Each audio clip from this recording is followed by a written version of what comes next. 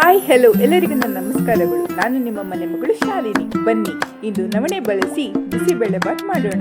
ಬೇಕಾಗುವಂಥ ಪದಾರ್ಥಗಳು: ನೆನೆಸಿದ ತೊಗರಿಬೇಳೆ, ನೆನೆಸಿದ ನವಣೆ, ಹುಣಸೆಹಣ್ಣು, ಅರಿಶಿಣ, ಬಟಾಣಿ, ಕಡಲೆಕಾಯಿ ಬೀಜ, ಬೀನ್ಸು, ಕ್ಯಾರೆಟು, ಗೆಡ್ಡೆಕೋಸು, ದಪ್ಪ ಮೆಣಸಿನಕಾಯಿ